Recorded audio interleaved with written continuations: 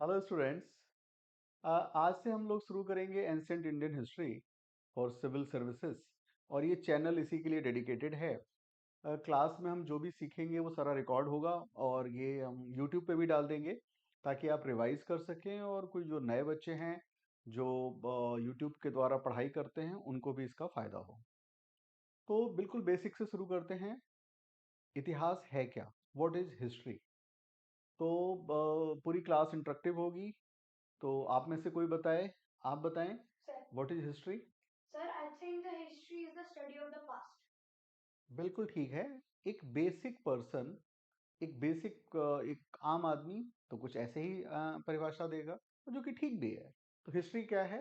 History past event की study है। ठीक है। और क्या परिभाषा हो सकती है, डेफिनेशन हो सकती है कोई और एक लेमैन के अकॉर्डिंग? और क्या डेफिनेशन हो सकती है इतिहास की? Sir, we can say that history is an hmm physical uh, study of the past. ठीक है, ठीक है। कुल मिला के हिस्ट्री क्या है? पास्ट की स्टडी है। यही कहना चाह रहे हैं आप लोग? सही है। ये परिभाषा तो अपने आप में ठीक है, लेकिन फॉर सिविल सर्विसेज हमें कुछ और अंडरस्टैंड करना होगा, इस डेफिनेशन में कुछ जोड़ना होगा, तब सिविल सर्विसेज की जो रिक्वायरमेंट है वो पूरी हो पाएगी। तो ठीक है, it is a study of past, बिल्कुल ठीक, plus understanding of two things, understanding of two forces. तो आपको दो फोर्सेस भी जानने होंगे, तब जाके जो हमें सिविल सर्विसेज के लिए रिक्वायरमेंट है वो पूरा हो पाएगा। तो study of past events plus understanding of two forces.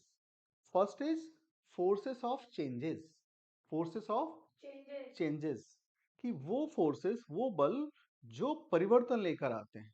क्योंकि आपने कहा ना study of past, study of past events, तो इवेंट्स, एक इवेंट्स के बाद दूसरा इवेंट आ रहा है, तो ये जानना होगा ना कि इवेंट चेंज कैसे हो रहा है, कैसे हो रहा है चेंज।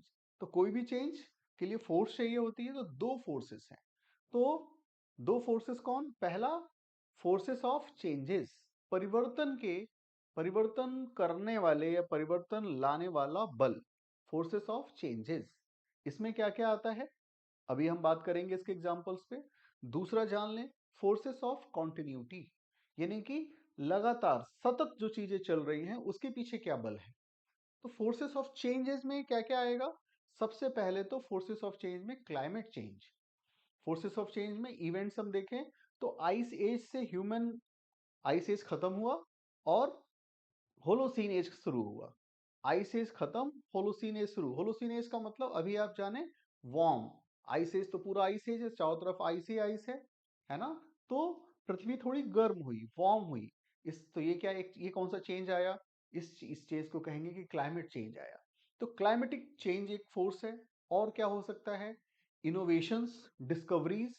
हमने समय के साथ आग को, फायर को कंट्रोल करना सीखा। इसने भी ह्यूमन हिस्ट्री में बहुत बड़ा, ये भी बहुत बड़ा चेंज लेकर आया। आप बात समझ रहे हैं? तो इंडियन हिस्ट्री या वर्ल्ड हिस्ट्री, हिस्ट्री के चेंजेस के लिए कुछ फोर्सेस चाहिए।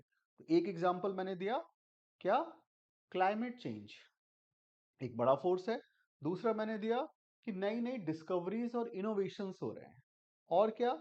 मूवमेंट्स, जैसे हम आगे पढ़ेंगे एंशिएंट इंडिया में ही, बुद्धा मूवमेंट, महावीर मूवमेंट या भक्ति मूवमेंट या फ्रीडम स्ट्रगल मूवमेंट्स। मूवमेंट्स की वजह से भी देखिए, फ्रीडम स्ट्रगल मूवमेंट हुआ और इंडियन हिस्ट्री चेंज हो गई। तो एक ब्रिटिश हिस्ट्री थी, ब्रिटिश इंडियन हिस्ट्री थी, और अब हम एक इंडिपेंडेंट इंडिया की हिस्ट्री है। ठीक है। और क्या चेंजेस के लिए फोर्सेस हो सकते हैं? तीसरा फोर्स आप लिख सकते हैं, फोर्सेस जैसे कि लॉ, लॉ चेंज होता है। तो जैसे कश्मीर के मामले में देखें तो अभी कुछ साल पहले मोदी गवर्नमेंट ने कश्मीर के लिए जो लॉ चेंज किया, उससे क्या हुआ? जो कश्मीर की हिस्ट्री थी वो चेंज हो गई। ठीक है। तो फोर्सेस ऑफ चेंज क्लाइमेट के साथ साथ जो इन्वायरमेंट के चेंजेस हैं उसके साथ साथ इनोवेशंस, डिस्कवरीज और लॉज में चेंजेस। और चेंज हो सकता है कि गवर्नमेंट, तो टाइप ऑफ गवर्नमेंट से भी हिस्ट्री के इवेंट चेंज होते हैं। तो जैसे हम आगे पढ़ेंगे, अगर वर्ल्ड हिस्ट्री पढ़ते हैं तो हम उसमें देखेंगे कि जार का, जार निकोलस का अपना एक समय था, राज्य था। यूएसएसआर उसके बाद बना, और यूएसएसआर जो बना रसिया का, वो क्या था, वो भी था चेंज इन पॉलिटी या पॉलिटिकल स्ट्रक्चर। तो ये कुछ मैंने आपको बताया forces of changes. Forces of continuity जो दूसरा फोर्स है, फोर्सेस ऑफ कॉन्टिन्यूटी है जैसे कि जो हमारी फिलॉसफी है, जो हमारा रिलीजन है, जो हमारा कस्टम है, जो हमारे वैल्यूज हैं, ये क्या लाते हैं, फोर्सेस ऑफ कॉन्टिन्यूटी। तभी तो हम कह पाते हैं कि भारत का जो कल्चर है वो 5,000 साल से अधिक पुराना है। ऐसा हम बोल पा रहे हैं। हम बोल पाते हैं कि आज जो जीवित लिविंग कल्चर है वर्ल्ड का, वो सबसे ओल्डेस्ट कल्चर इंडियन कल्चर है। तो कैसे बोल पा रहे हैं ओल्डेस्ट, कैसे बोल पा रहे हैं, क्योंकि इसमें कुछ कंटिन्यूटी भी है। तो फोर्सेस ऑफ चेंजेस तो हैं ही, जो इवेंट के नए नए इवेंट लेकर आ रहे हैं, नए नए चेंजेस लेकर आ रहे हैं, साथ साथ फोर्सेस ऑफ कॉन्टिन्यूटी। तो कस्टम्स, वैल्यूज, फिलॉसफी, रिलीजन, ये सब क्या है, फोर्सेस ऑफ कॉन्टिन्यूटी। तो ये जो दो फोर्सेस हैं, ये हैं अंडर करंट। ये अंडर करंट सोसाइटी के अंदर ट्रांसफॉर्म लेकर आते हैं। ये फोर्सेस, ये दोनों forces of changes and continuity क्या लेकर आते हैं सोसाइटी में, ट्रांसफॉर्मेशन। सोसाइटी चार तरह से ट्रांसफॉर्म होती है, या उसकी जो एक्सप्रेशन है ट्रांसफॉर्मेशन का, वो चार तरीके से है। तो सोसाइटी का ट्रांसफॉर्मेशन हो सकता है social, cultural, political and economical.